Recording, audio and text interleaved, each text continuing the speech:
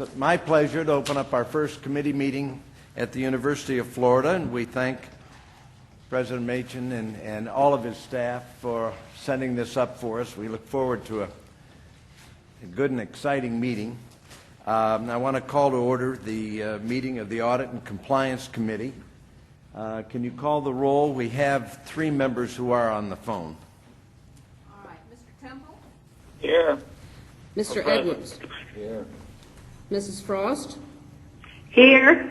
Dr. Marshall? Here. Mr. Stavros? Here. Mr. Chair, you have a quorum. Thank you. The next order of business is approval of minutes for June 18, 2010 of the Audit and Compliance Committee. Is there a motion? Second.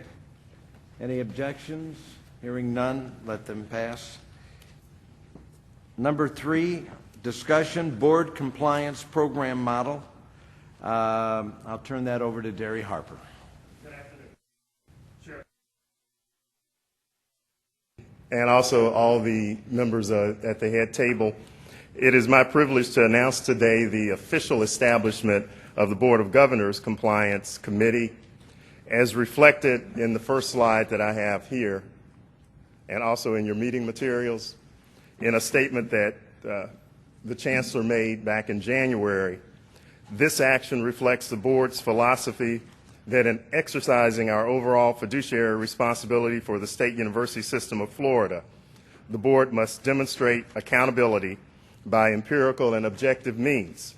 In order to do so, we ask the Audit and Compliance Committee for your continued support, and in this case, by reviewing and accepting the particular approach and methodology and framework for the Board of Governors Compliance Committee. The Compliance Committee structure that you see in the next slide is the one that we've discussed, at least in general. This structure, which is consistent with best practices, including the sentencing guidelines and the Treadway COSO Commission standards, establishes due diligence, and at the highest levels of the board committee, of the board office, we will have individuals responsible for ensuring and preventing and detecting any violations of policy, procedures, or internal controls. In several previous meetings, we've discussed in general what we talk about when we say compliance. But I want to point out that in this particular slide, you will see that the structure will include the senior staff, including our Chief Financial Officer, and of course our General Counsel, Human Resources, and IRM. Again, this is consistent with the research that we've done and the establishment of an effective compliance program. We talked about this in previous meetings, Chair Tripp, so I'm not going to spend a lot of time on it. But in establishing a compliance program that meets best practices and standards, the program must have standards and procedures. It must establish that there is program oversight, and consistent with the Audit and Compliance Committee Charter and the Office of Inspector General Charter, show that we are engaging in monitoring and review of board office policies, procedures, and internal controls. I would point out again very briefly that corrective action is one of the most important aspects of any effective compliance program. At previous meetings, we've also talked about how our philosophy for establishing this particular committee and establishing a compliance program within the board office met those standards. We've gone through these 3 steps. Actually, we're now on the 4th step, that is establishing a systematic compliance program. You've seen and heard me discuss this before, but let me give you just a brief background in the interest of time. We began an active involvement in establishing the program back in November of last year.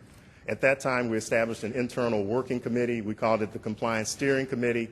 They developed a methodology and approach that included identifying key objectives. Before we did that, though, we identified our champion, that is, who would be the primary highest level in the governance authority that would champion and not only support this effort, but also be involved in making sure that it is communicated to all those interested parties, including the State University System members.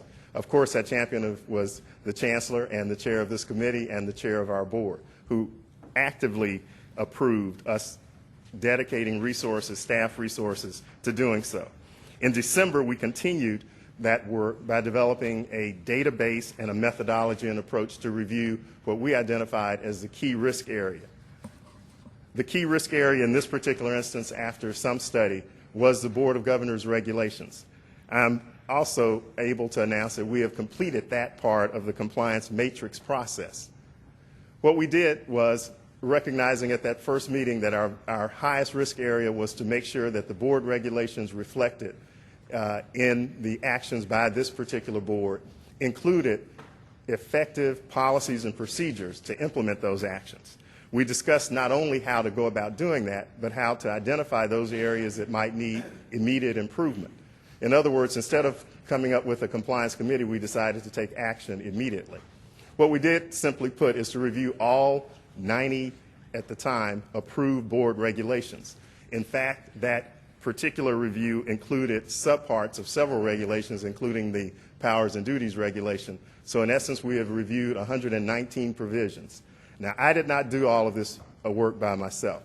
The Compliance Steering Committee, made up of designees of those folks that you saw depicted in that first slide, including our Chief of Staff, Randy Goen, panned out and took off of their program hats for a while, and with some overall agreement as to a methodology approach and some training by myself and other staff, adopted an approach that we called a functional analysis. We looked at what the Board of Governors regulations required the board to do, and then asked the analysts to look at whether or not we had in place policies, procedures, internal controls is the buzzword, that effectively carried out those activities.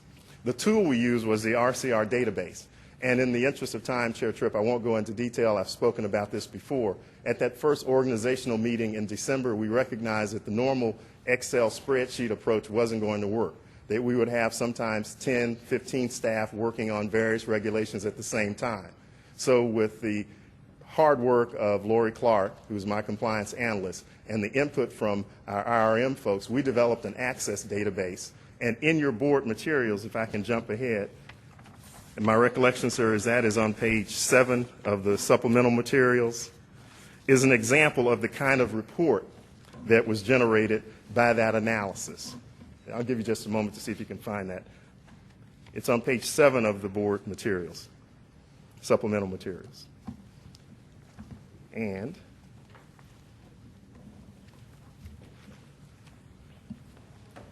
were you able to find it there, sir? It should be in the materials that you have in the orange folder. In the orange folder, yes.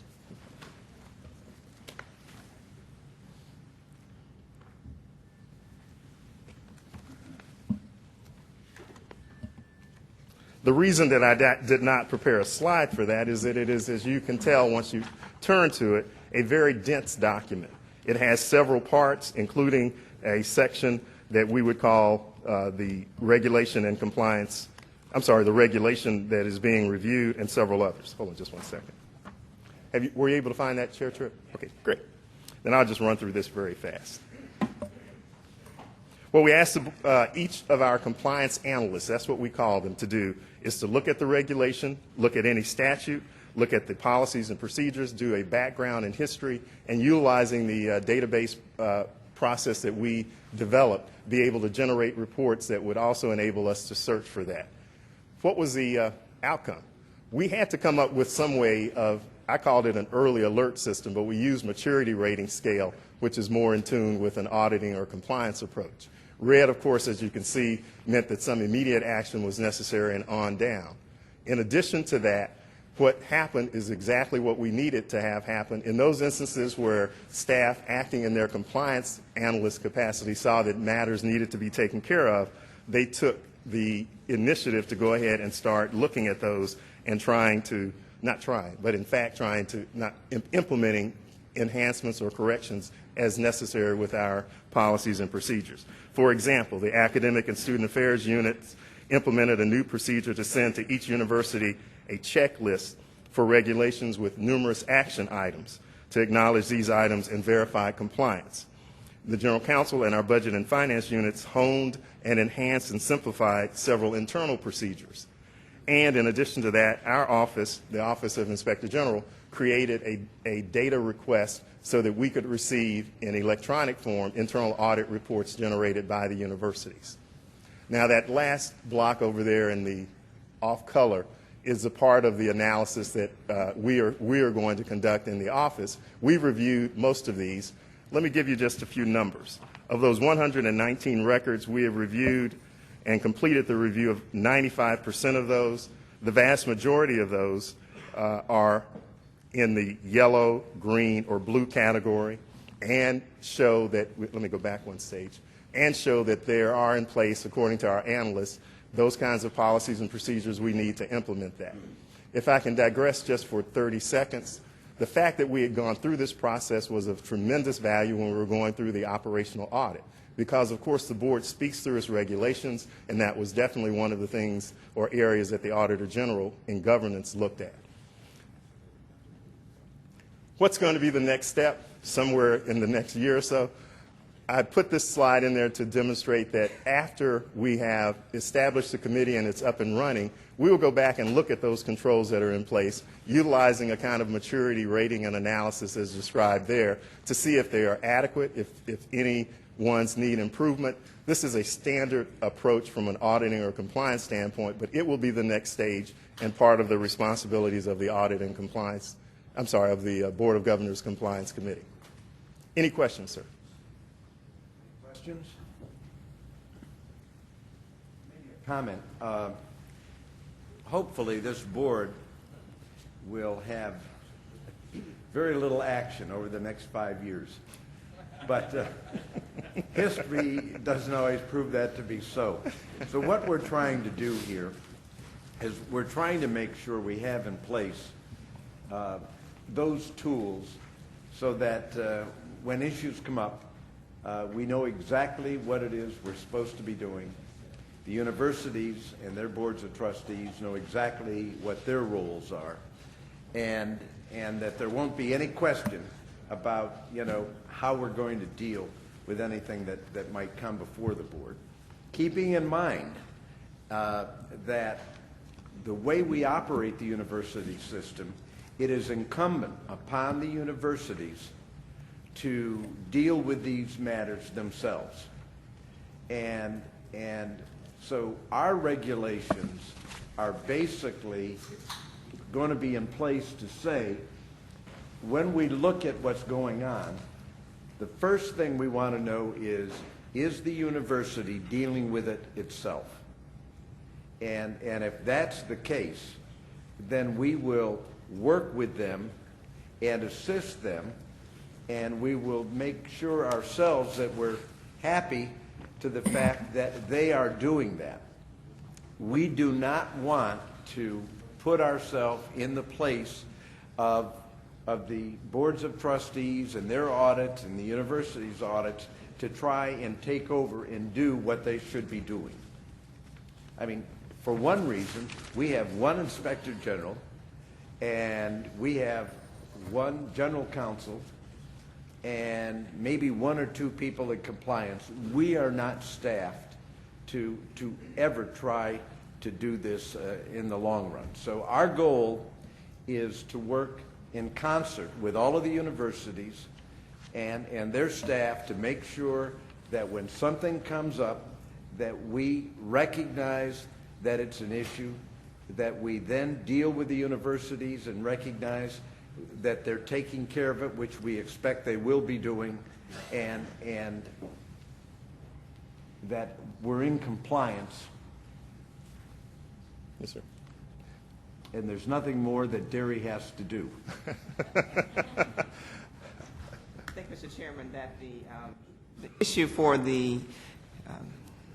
for us as a board, in my experience, I guess serving on the body, is always a question of when do we interject ourselves and when we don't. And I think that what I like about what we're doing is the issue is kind of establishing guidelines so that it's kind of clear when an issue is of such a nature that it should come to our attention versus something that should just be dealt by the local boards of trustees. And I think that that's the fine line that we walk, is when is it that we need to interject ourselves because of, for whatever reason. Generally, the issue will come to our attention because there'll be a whistleblower, there'll be an article in a newspaper, a student will raise something. So we'll hear about it. The legislature may bring it to our attention. a staff member in the legislature, it will come to our attention. What we're trying to do, though, in this board is have in place through all of the things we're doing, the idea that we will look at it, and our goal will be to see whether or not the university is doing what it's supposed to do to deal with it. And if they're not dealing with it, then the second issue would be for the Inspector General to deal with their Inspector General and to find out why not and to get their attention. I suppose the Chancellor would also probably talk to the President of the university, and we will be on top of these things. We do not want to have to take it over unless we find that there's a system out there, somebody in the system that refuses to deal with it. So I think you and I are saying the same thing. And are you comfortable with our getting to that point? Yes, I just think that it's, let me just say yes, no qualifiers, yes. Yes. Okay. 2 points very briefly. In previous presentations to the Audit and Compliance Committee, we have emphasized that, in fact, 4 of our universities at this point in time have adopted a compliance program based upon this kind of structure and approach. But quite frankly, audit and compliance activities, very effective audit and compliance activities, are going on every campus, and they are effectively taking steps to deal with any issues that are arisen. What we're trying to do, of course, is have a program in place at the board level so that we can look at our own operations, but eventually, as in phase 2, look at how our regulations impact the universities. That is, what activities or actions do our regulations require them to do, and be able to demonstrate that we know that they are in fact being carried out. We're going to come up, of course, with tools to use that. We might use the RCR database, and to echo what the chair has said, it is now real nice to know I'm going to have lots of help in the committee, which will be a standing committee operating each day. The one thing I want to say is that we want every university to have a regulation that deals with compliance.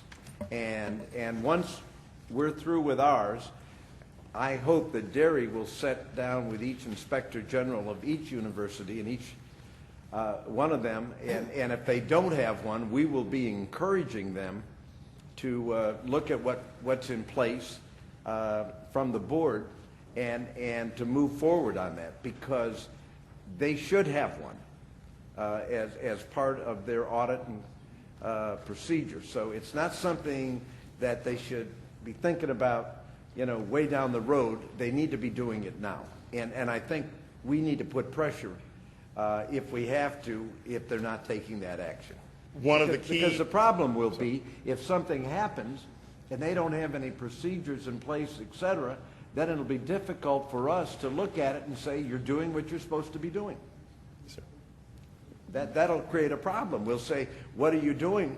You have your procedures. Are you following those? And if they say we have no procedures, then how do we know that you're dealing with the issue? So, it's kind of a catch-22. So that we've got to have that in place in the system.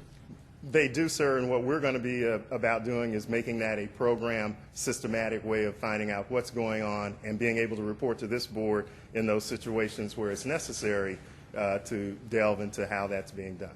Okay. I'll go through these last few slides because we do have a speaker, and that's Tom King of Accretive Solutions. What's next?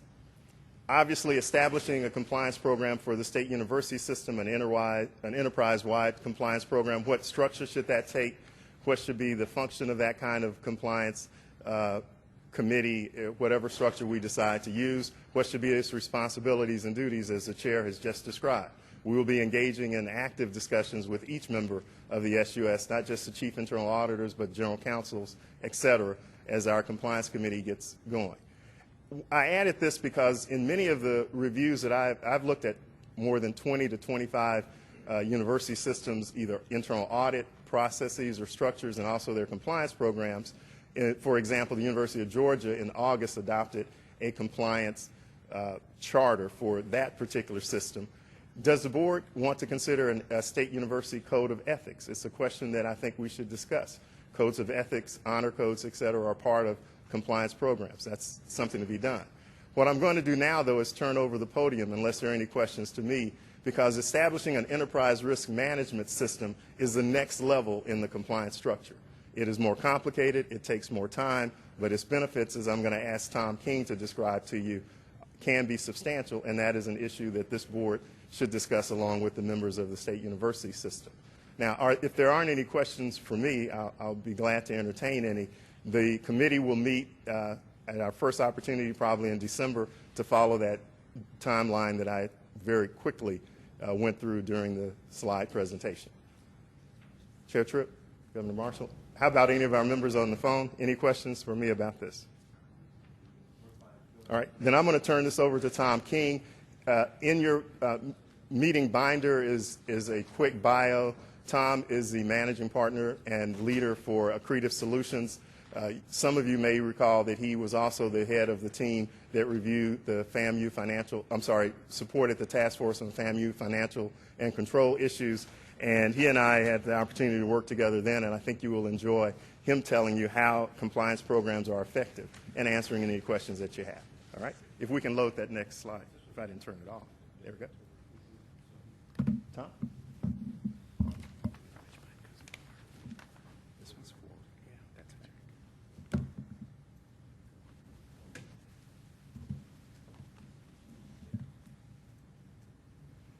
Good afternoon, Chair and the members of the Audit and Compliance Committee, Chancellor Brogan, and all of our distinguished governors at the head table. Again, my name is Tom King, and I work for Creative Solutions. I run the Florida market. And again, we're a professional services firm that specializes in governance and compliance, business transformation, and IT strategy. And I really wanted to link in to the tools aspect of what you're bringing out of how do we bring this forward, and some of the tools that you can use to measure success. There's really 3 points. How do you measure success of an effective compliance program? What's the real value in having an effective compliance program? And then lastly, the next steps of what are the best practices in place today and other university systems and other private and public entities relating to the enterprise governance risk management system. So why do we want to measure compliance to begin with? But one of the main goals of the board is to build a sustainable and thriving university system, and the members of this committee, they have more responsibility in the sustainable side of that goal. And I'm very familiar with your charter and your purpose and your goals overall, but you have to evaluate the risks that get in the way of the university system meeting all of its strategic goals and objectives. And that's one of the main goals of this committee. As we all know, when things do go wrong, a lot of times they turn their attention back to groups like this, scrutiny on the boards and on the governance and the compliance effort. You know, where were you when all this was unfolding? The increased numbers of laws and regulations that continue to pile upon us, so we have to stay vigilant in our ability to educate and learn what's coming next. And you've made a huge stride already with your regulatory and governance compliance, the effort you're having right now looking at all your regulations. But you have to continue that. In addition to the University Board of Trustees, they have the same challenge at their own universities. The increased fines and penalties for noncompliance, that the loss of grant funding is devastating to a university, or the negative publicity that you receive from the media could hurt enrollment, could hurt future growth, a loss of an accreditation. Those things are just unacceptable. And then lastly, you know, we really must measure this compliance due to the increasing complexity of the environment that we live in right now. The boards of trustees are getting into private partnerships, buying museums, international issues, a lot of things that we haven't faced before, but we still have to keep that on our risk radar, so that just continuously has to be evaluated and made more and more robust. Because if you sit still, the universities are going to keep going way out in front of you, and you're going to be playing catch up. The new threats, as everyone's aware of, from disaster recovery, we all live in Florida, we all understand what that is, but things like business continuity. Disaster recovery is one thing, bringing the computers back up or go to your hot site and bring it up, but how do you get payroll out? How do you get grades out? It's much more complex of how do you carry out your day-to-day activities after you get the computer back up in front of you. You know, that last month's statement in the reconciliation is in that drawer that you're not at your desk and you can't complete your duty without this whole business continuity idea. So these new threats that we always have to keep abreast and keep at the forefront are very important. Cyber attacks and ID thefts, it's probably the most busy part of my practice is the IT security practice, because the international threats that we're seeing right now are incredible, and they change every day. Utilities, governments, hospitals, anywhere where there's sensitive information, Social Security numbers, grades, things like that, we've got to stay on top of that. It's fairly easy to measure success of a compliance program, and here are just a couple ways that your board can measure the success of your compliance group. There are a lot of audits out there, as you all very well know. Every year the National Science Foundation audits the universities, the NCAA conducts audits. The Auditor General has a suite of audits that they do every year or every other year, and those findings are all made public. So there's lots of barometers and bar setting that you can see how well your compliance effort is performing. That's not to mention the internal audit stats at each of the universities, which could turn out anywhere between 6 and 20 internal audits every year. So there's plenty of audits and benchmarking going on. Surveys of key stakeholders is another very important way to measure your success. You rate the performance, you rank their responses, you can benchmark against other universities or other systems. It's a very effective way of measuring your success. And the last one is not new. Do that survey. Would that come out of this committee? It can come out of this committee because it's somewhat independent, or you can have an independent third party come in. For example, I've got a suite of surveys that are available that I could, hand over to Derry and That. It's recommended that you do it every year, once a year, to gauge And how effective our stakeholders would basically be the universities. That mainly, but then Primarily- we'd have the students and we'd have the public and. Yeah, primarily your UBOTs, I think, would be your primary stakeholders. Okay. The legislature would be thrown in there. The Auditor General usually is asked to weigh in on how effective they think their compliance is. So those are, the three constituents I would probably point those surveys toward. And the surveys can also be looped into an external quality assessment program. The Institute of Internal Auditors 5 years ago mandated that any compliance group go through this once every 5 years. And you can do a quality assessment light, or you can do a very robust quality assessment. I've done both. Some can take a couple days to do, others can take 2 or 3 weeks to complete. But it helps to ensure that you develop and maintain a quality assurance program with these periodic assessments and ongoing monitoring. But in order to say that you abide by the International Institute of Internal Audit standards, you have to go through this program once every 5 years. But it's the quality surveys, in addition to going out and doing some sampling and testing of some of the work that you perform to see if it's meeting the quality standards at a minimum, comply or not comply. So what's the real value that you get out of a compliance program? Well, the easiest thing is just not have any issues of noncompliance. In a perfect world, Derry and his staff would have nothing to do, and they could go on to a higher calling, and I'm going to end with the enterprise risk management system, which actually ties in strategy, not just what can go wrong, but how can we enable the system to get to the goals that they need, and identifying the roadblocks in between. But one of the best values is just not having any issues of noncompliance. It promotes an efficient and collaborative effort of these compliance activities. It minimizes the instances of noncompliance. And then, again, the reduced fines and penalties of things that can and will go wrong. You've got two different kinds of controls. You've got preventative controls and then you've got detection controls. Of course, you want to spend all of your time and effort on the preventative controls to make sure nothing ever happens, but those are fairly expensive and sometimes complex. The next layer of defense is detection. How quickly can we find out what went wrong, and then what action do we need to take in order to mitigate those risks? And the regulatory agencies, the media, they take into consideration of how robust your compliance program is. If you have a very strong program, the fines, there's statistical correlation. The fines are lower, and they're much more forgiving in their penalties.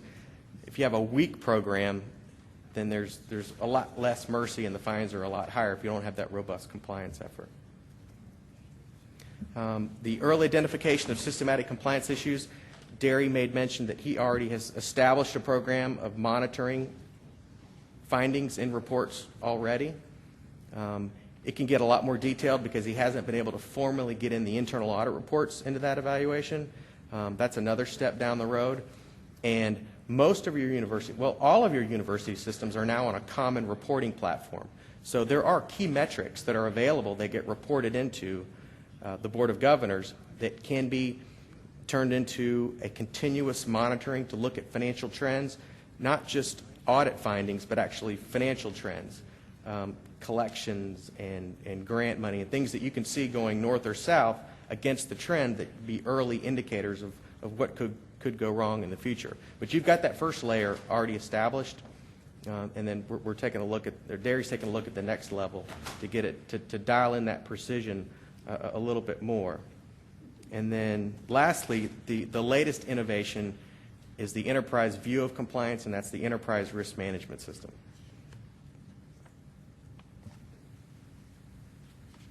So I just want to spend just a minute talking about what you've got established currently right now.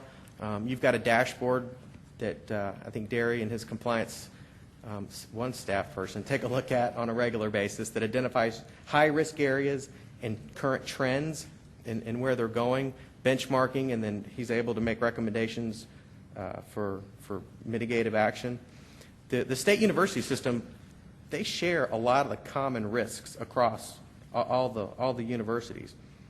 And like I said, most of these are operating under the same enterprise risk or enterprise management, the PeopleSoft system. So a lot of the data is comparable across, or it can be made to be comparable across all the entities.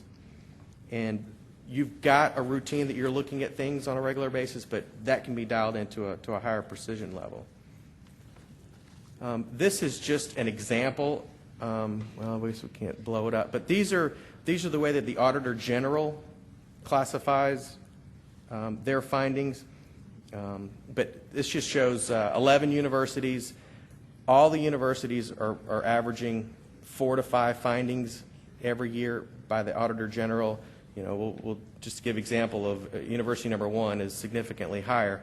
That just shows one university, but like you said, the board doesn't really take action on a university by university basis. That's left to the Board of Trustees.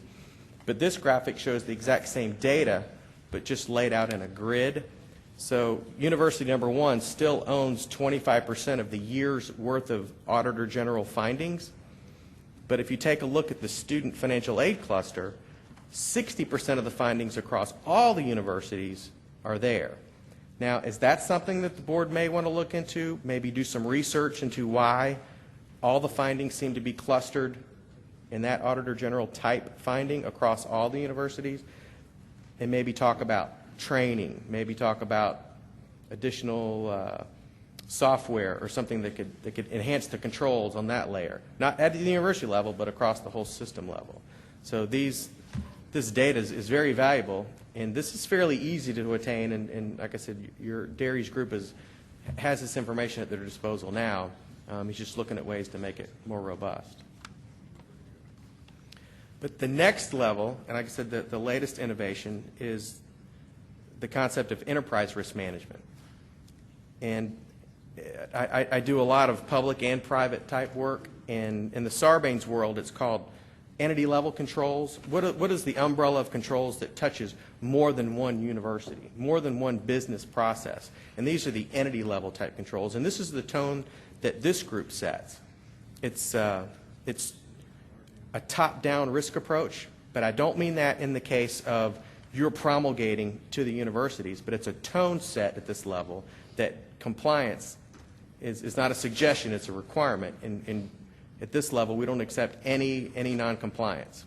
There is a risk-reward trade-off, but the tone is set at this level. And you want to manage risk before it manages you. The enterprise risk management system provides reasonable assurance that potentially significant risks, not all risks, but the significant ones have been identified. Again, it's a top-down based approach, and it provides a very robust framework that you can assess, manage, and then mitigate the risks that this board chooses to mitigate.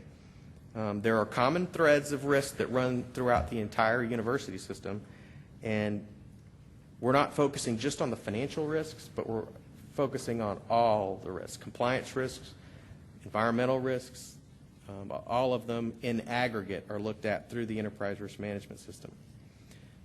The best thing about the enterprise risk management system is that second bullet point, strategic level objectives are linked to controls. In the traditional COSO model, which most of the universities have adopted, you're just taking a look at what can go wrong. The enterprise risk management system takes a look at strategic things. What are the goals of all the universities combined, and what are the stumbling blocks? What are the impediments that could stall that progress? And we want to make sure that there are controls in place to prevent that from happening. So when Dairy doesn't have anything to do looking at what's gone wrong, we can focus on how do we start removing impediments to help the universities meet their strategic goals. So it's more of a positive look versus a negative look. Key decisions are being made with the risk-reward trade-off. The biggest challenge of the board is to determine how much risk you're willing to take on as the Audit and Compliance Committee while accepting the risk and creating the value. And this enterprise risk management methodology helps you define, it takes you through a framework of what's your appetite for a particular risk, what's your tolerance, and then it allows you to either accept it, reject it, mitigate it, insure against it. It's a fairly simplistic matrix where you have the likelihood of something bad happening on the y-axis and the impact of that happening. And a high likelihood of something happening with a very low impact, you may not want to spend much time or energy preventing. But if something has a very high likelihood of happening and have a catastrophic effect on the system, you definitely want to put that high on your priority scale and roll out the controls to mitigate that risk first.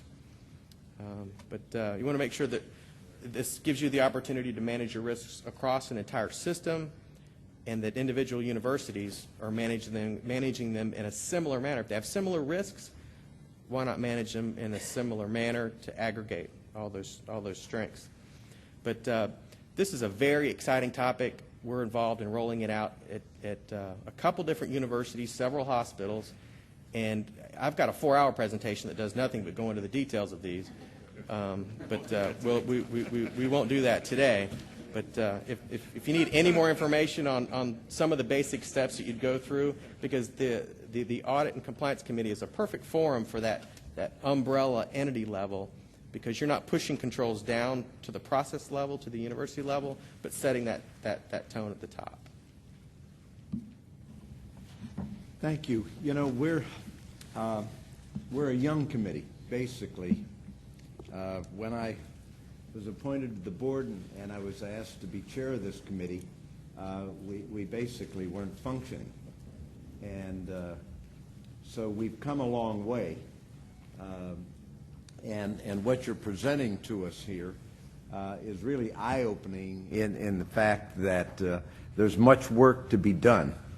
And we have to do it because the state needs it, the system needs it, and so these ideas that you're presenting to us and that Derry is working towards, we're excited about the fact that hopefully we will get there, and you'll come back one day and you'll say to us, your system is absolutely perfect. And so that's our goal. We really appreciate your coming here and talking with us, and I know we're going to be working with you in the future. Well, I think you're heading in the right direction, so keep up the good work. Okay. Any questions? I do have a comment, Mr. Chairman. One thing that I don't think we've done, since we've been aboard, is any type of self-evaluation. And I don't know, it's one of those first slides that kind of reminded me of the fact that I just don't recall us doing that. I'm kind of looking, I guess I've been here the longest, so yeah, if I don't recall doing it, we haven't done it. And I would ask if you would kind of take that on, to come up with some sort of way that as a board, we kind of do some kind of self-evaluation, and I'm not quite sure what the measures should be. I just know that it would be valuable for us to do it. And I would ask if you would take that on as a part of your committee in some sort of... We will. And you said you had something you could help us with? Absolutely. If you would do that, and I would ask the Chancellor, since if you would give Derry direction and make sure that we get that done, let's see if we can't complete that in what would you say, 90 days, enough time? That should be, I mean, I can get you something fairly quickly, but 90 days would be... But we should be able to have something back by 90 days so that we could look at it. Yeah, you want to make sure you get the members enough time to thoughtfully reply, but 90 days is certainly within that window. Well, let's do 120 then. But yeah, you definitely want to identify who you want it to go to first, and kind of, I can help you through I that. thought you were saying 9 days for them to come back to you with what you may want to do, right? Or, No, there's no, we should have, we know what we want to do, and I will work with Derry, but let's plan on this being a report back from this committee to the board in 120 days. Maybe by the March meeting? Maybe by the March meeting, because legislature will be in session. We want to talk with them. We want to talk to all the universities. So I think that it'll be a perfect timing for us to do that and then report back to the full board, and we'll plan to do that in the March meeting. We'll make it a priority. Thank you. Mr. Chair, we're ready to move forward on the next item. I would add just one other comment, and that is another thank you to Tom for agreeing to come and speaking to us. And he has had, as you can tell, a great deal of experience in this area. Discussion of the Board of Governors operational audit. Derry? Okay. Sir, I wanted just a few minutes to describe not the results of the operational audit, which was, of course, conducted by the Auditor General, but to briefly describe the Office of Inspector General and Director of Compliance's involvement in that. We were asked by the Chancellor and Chief of Staff to ask us. Shortcut you on that. I understand what you did. Yes, sir. And That's fine. so if you'll just go and tell us briefly what the findings were. They weren't significant, but there were findings, and let's just talk about that. Very briefly, sir, there were 3 findings in the response signed by the Chancellor. We concurred in those findings. They were in order: a recommendation that we adopt a specific date certain for the submission by the universities of GAAP-level financial statement information. That particular regulation was amended at the September board meeting so that the universities will be submitting those particular additional documents by October of the particular year that's going to be subject to an audit. There was a finding related to enhancing the board's procedures and how we give individuals notice of the use of Social Security numbers. In the response, which showed it was completed, we indicated that we had revised that particular procedure. It is very important, of course, to notify individuals that you're taking confidential information like Social Security numbers and give them that notice. We had improved our particular procedures in that regard, but the Auditor General, in their conclusion, decided that was not done the entire time of the audit period. The last finding was, I would categorize it as a technical finding related to producing a specific report related to the scholarship program or economic development scholarship program.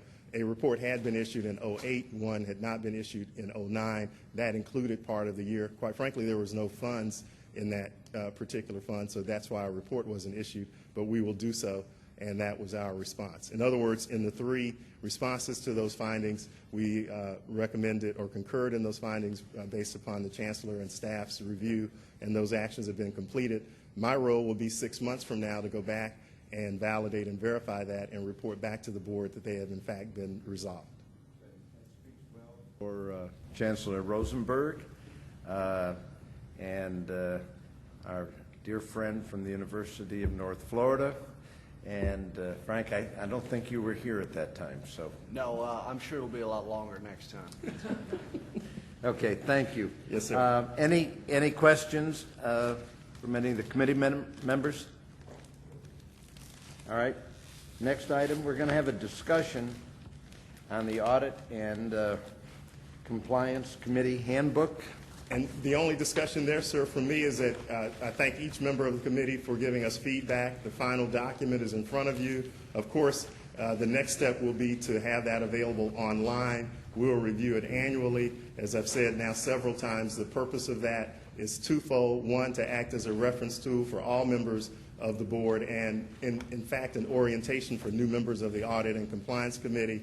The objective, of course, was to put in one place all of the documents that are the basic foundations for the duties, responsibilities, and activities of the Audit and Compliance Committee.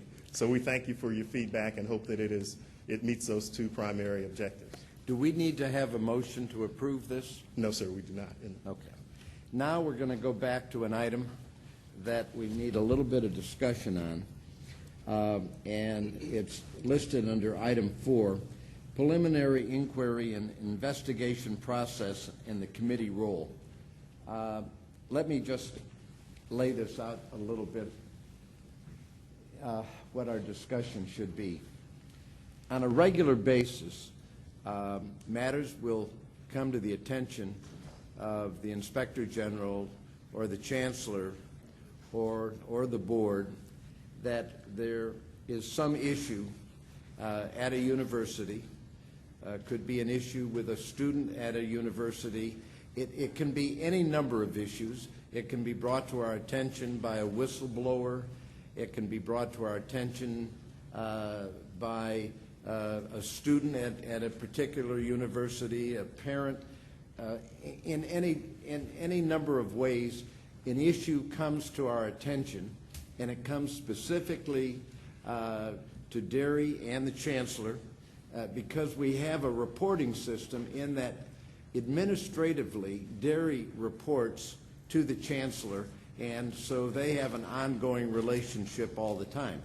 He also has a reporting duty to this committee, and because I'm chair of the committee, he and I talk generally about any issues that he's dealing with.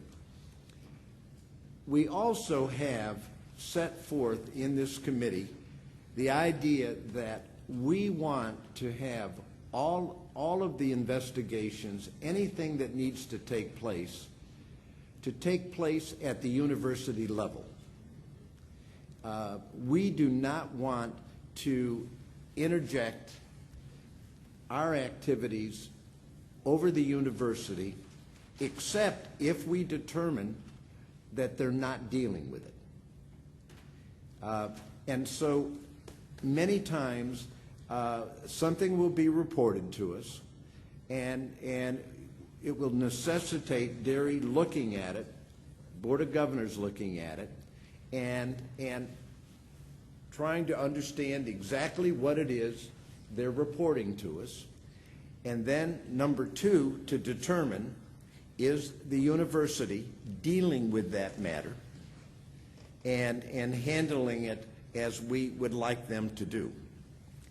If that's the case, and we determine that the universities on their level are dealing with it fully, then there is no reason for the Board of Governors to step in and try to take over the investigation and do something different with it. Now, I suppose there could be some kind of issue that the Chancellor or I might even consider in consultation and saying it rises to such a level that maybe we should be looking at it.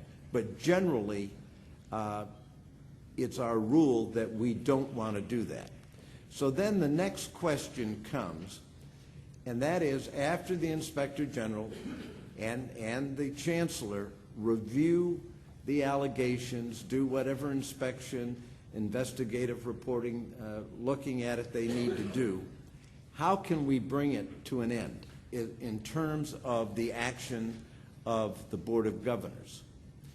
And what we're suggesting is that if their determination is, A, this matter is being fully handled by the universities, and they're dealing with it, and there is no need for us as a committee to take it up, that the committee give the chair the authority to tell Derry that it's accepted and we're not going to have a further investigation of it committee-wise. There are a number of things that come up on a regular level. If we're bringing each one of these things up to the committee, we'll be meeting quite often. Now, if we think it's something the board should be involved in, then I would, and Frank would recommend to the committee that we review it as a committee. And then if we think it needs further action, then the committee would refer it to the full board for its action. And generally, that's going to, the only time that probably is going to come up is if we determine that in some case the university refuses to deal with it on their level. Does that ever happen? I guess the question I had is, can you give me an example of the types of issues that fit into this category? Well, I'm sorry, Mr. Chair. if you know, there hasn't been any when I've been on the committee, but maybe Derry can speak to it. There have been no instances in the review of over 30 complaints that reached us. That is, those are matters that were first brought to the universities alleging violations of policies, procedures, et cetera, where there's been sufficient information or any kind of indication that the university was not actively involved in resolving this. However, my role, as you know, to repeat, is to make sure that we establish due diligence, that there is a review and an assessment. And I wanted to just add to what the chair said, just 3 points. In those instances, the cooperation from the individuals at the universities has been outstanding in not only providing information to me so that I can independently and objectively say that the university is willing and able and it is in fact resolving those issues.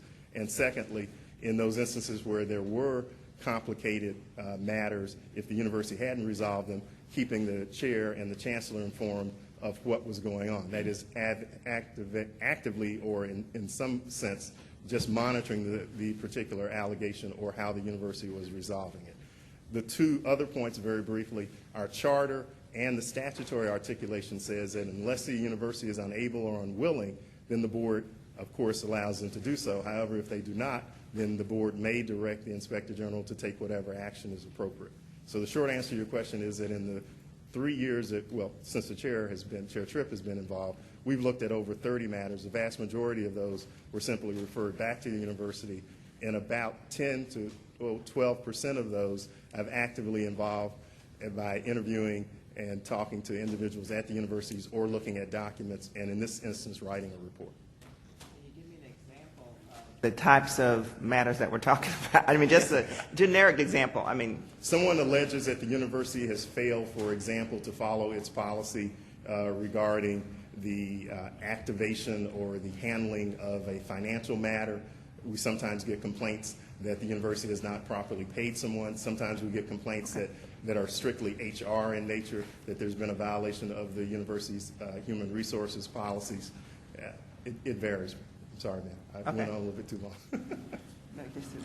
Yeah, another example, and I mentioned this, I'm going to mention the university because it was a great result, but Florida Gulf Coast, a question was raised by the local media and others about was it proper to use excess funds from the housing projects to pay some lawsuit settlements.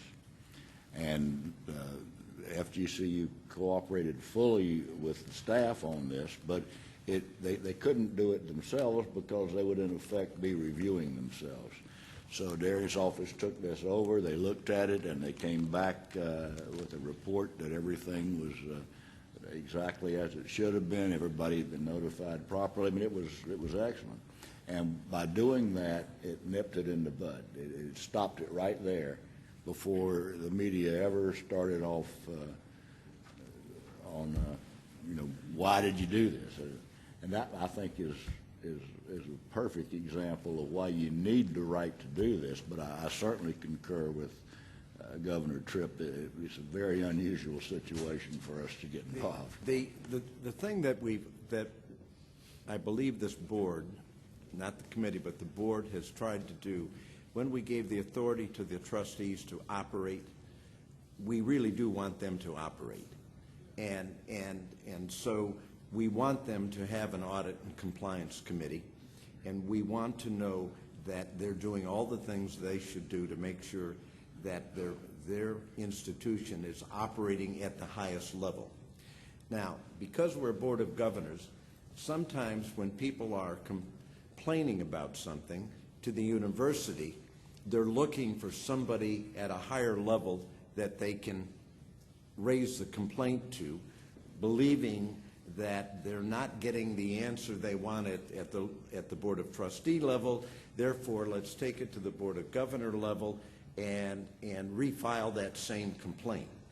And so many times what they're trying to do and what they would hope we would do is decide differently than what's being decided by the Board of Trustees. And that's really not our role because of the way we have set up the system. So Derry looks at each one of these complaints and then decides whether or not the university is fulfilling its duty and its role as we've designated and as we've asked them to do. And so the purpose of this situation is to be able to bring it to an end and not have to have every time he hears a complaint and investigates it, that it has to come back to a full audit committee and have a full-blown talking about it again. If the chancellor and Derry bring it to the chair of the audit committee, whoever it might happen to be at the time, and said, we're satisfied the university is doing its role, then what we're asking is that the chair be able to say, fine, you've completed that investigation. We don't have to have a full vote on it. It gives a little bit of discretion to the chair, because I might disagree and say, you know what, I don't agree. I think the committee ought to hear this because maybe there's some questions on it, and I would assume the chancellor would say the same thing. And so we're asking for an internal rule kind of or statement from the committee that you're comfortable that in many of these instances we can finalize them without having to have the committee meet and take action on them as a body. Are you comfortable? Yes, sir. That was going to be the staff's suggestion. Yeah, probably a motion that we do that. And if you're uncomfortable with it, then the alternative is that each time we need to bring something to an end, we'll have to call a committee meeting and present it and have. We're debating whether we should get involved if they haven't taken appropriate action. We're not debating whether or not the direction of the action. We don't want to second guess what the boards of trustees, what decisions they're making. We just want them to do it. I mean, Yes, sir.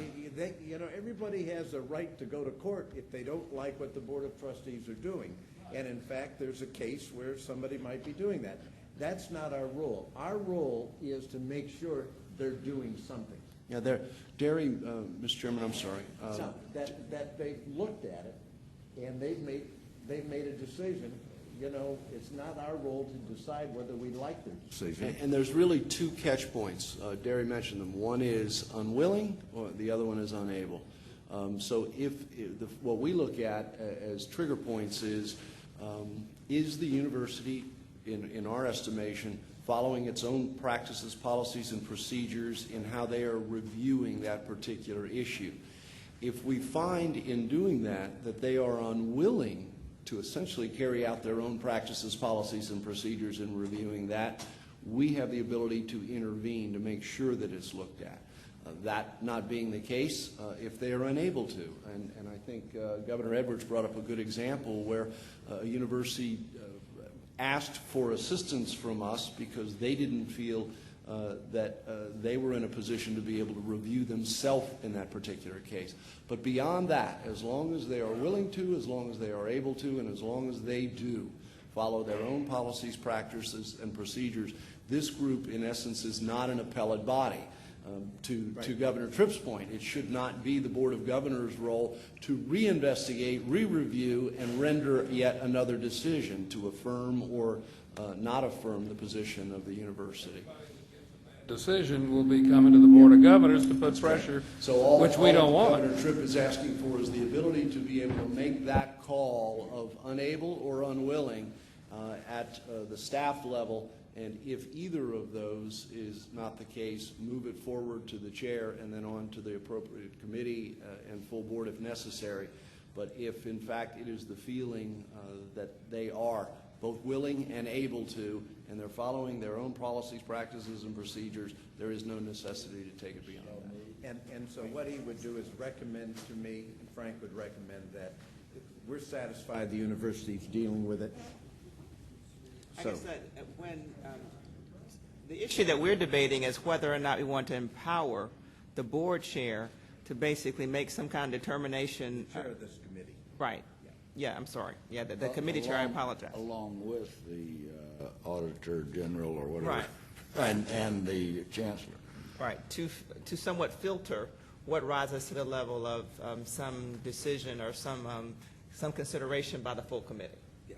I mean, that's kind of procedurally what we are saying. It's an administrative thing to try and make sure they can operate efficiently, and I think it makes sense. And I think technically they probably have the right to do this anyway, but I think it's certainly good for the Audit Committee to kind of formalize their right to do that. But it's a nice checks and balances system as well because it involves staff and the board in making even that basic decision as to what stays and what moves forward. The only, I guess, comment that I would have, and I haven't quite decided what should be the determining factor of, what things we should hear about and what things we shouldn't hear about. And it may be something that I kind of defer to the chairman of the committee. In some instances, there are items or matters that we hear about, and it may be something that, like what Charlie talked about, something that was in the newspaper and kind of got a lot of publicity, so therefore it's something that we're all aware of. And it may be that we have some system in place where the chair at least notifies the board that we looked at it and we, decided to do X or Y, because otherwise we would never know we've done anything. But that's where the administrative part with Frank, dealing with the chair of the overall board, if he thinks that it's that much of a hot potato, he's not going to recommend that we not look at it. And it's not that as much as I think sometimes the board just needs to know that you have looked at it and you made a determination. Just whatever it is, at some point, there are some issues that you can say that, and maybe you notified, ask the chancellor to advise the board that you guys may have heard about this issue. Please note that as chair of the committee, I reviewed it. All the systems are in place. All the processes were followed, and we should, be fine. Something like that. I would just ask if you would add that to, I guess, something that you consider based upon the fact that it probably, if it's coming to us, there's probably been some press about it. Very likely some of the board members may have gotten calls. So. Wouldn't the Auditor General have some involvement, reports, input on any issue that would get to that level? I think Maybe we've already got example.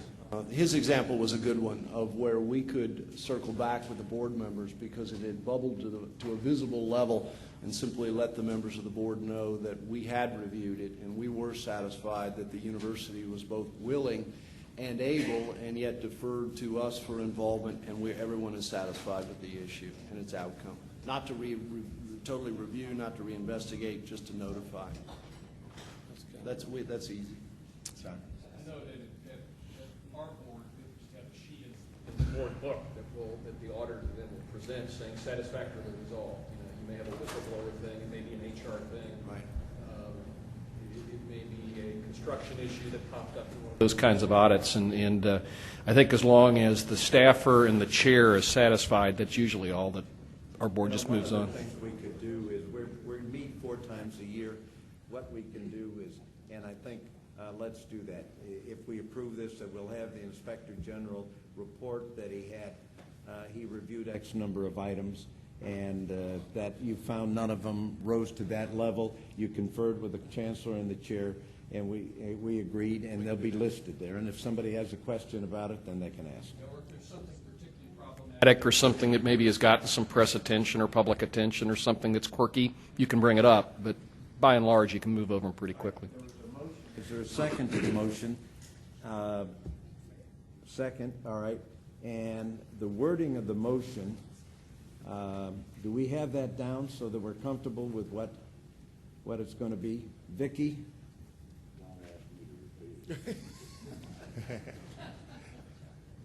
Vicki, what would you be comfortable with in language so that we don't have a question the first time it comes up and Vicki said, that's not what they agreed to? What would you suggest to get this authority?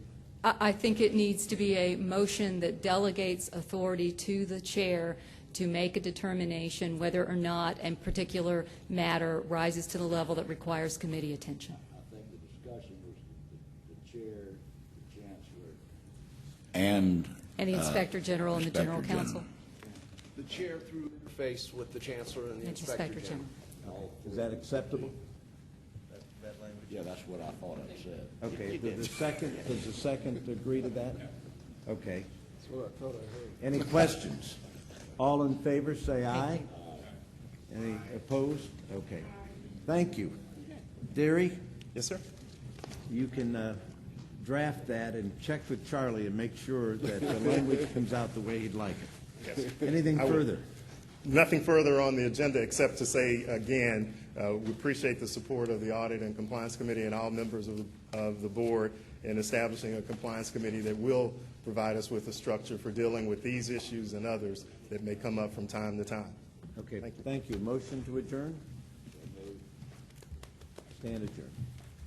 With that, we're going to take a